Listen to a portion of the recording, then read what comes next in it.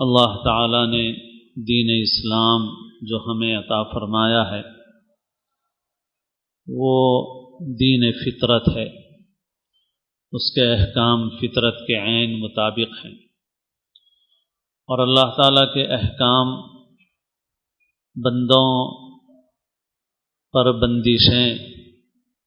عائد کرنے کے لیے،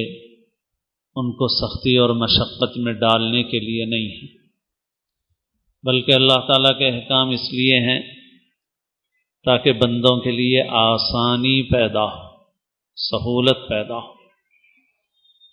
یہ بڑی بنیادی بات ہے جس کو ہمیں اپنے دل و دماغ میں بٹھانے کی ضرورت ہے، ہمارے مردوں کو بھی، ہماری عورتوں کو بھی،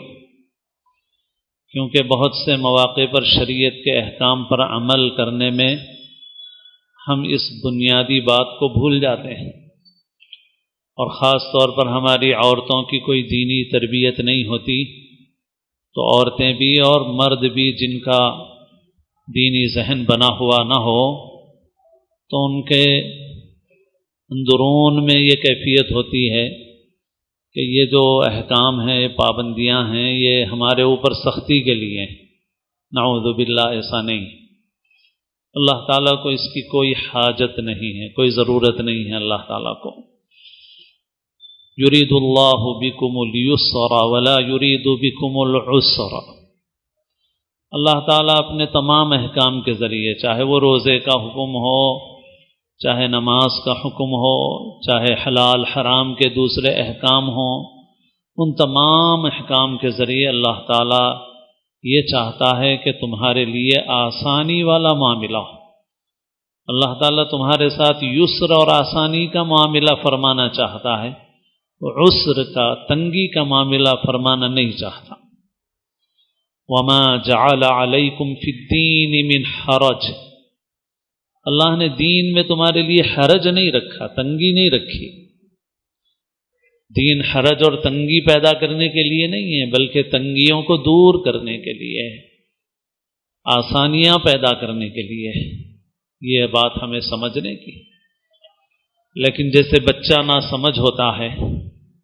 اور اسے ماں باپ کی طرف سے عائد کی ہوئی پابندیاں سختی معلوم ہوتی ہیں، لیکن جب بڑا ہوتا ہے تب اس کو سمجھ میں آتا ہے کہ ماں باپ ہم پر جو سختی کرتے تھے، جو پابندیاں ہمارے اوپر عائد کرتے تھے، وہ ہمارے ہی فائدے کے لیے تھی۔ بچہ بڑا ہونے کے بعد سمجھتا ہے۔ عموماً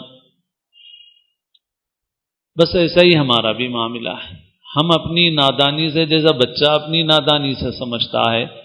ہم اپنی کم عقلی اور نادانی سے یہ سمجھتے ہیں کہ یہ احکام ہمارے لیے تنگی ہیں، پابندیاں عائد کی جا رہی ہیں ہمارے اوپر، سختی کی جا رہی ہے ہمارے اوپر، لیکن ایسا نہیں ہے۔ جب بعد میں پتہ چلے گا، آخرت میں پہنچنے کے بعد پتہ چلے گا کہ یہ سب ہمارے ہی فائدے کے لیے، بلکہ انسان اگر سمجھداری سے کام لے، غور و فکر کرے اور اپنی آنکھ کو نہیں بلکہ اپنے دل کو بھی استعمال کرے، اپنی عقل کو بھی استعمال کرے، اور سر کی آنکھوں سے نہیں بلکہ بصیرت کی آنکھوں سے انسان اگر غور کرے تو آخرت میں نہیں بلکہ اس وقت بھی انسان کو سمجھ میں آئے گا کہ اللہ تعالیٰ کے جتنے احکام ہیں وہ سب ہماری آسانی کے لیے ہیں، ہماری سہولت کے لیے ہیں۔ اللہ تعالیٰ ہم چاہتے ہیں کہ ہم اچھے رہیں، اچھے حال میں رہیں،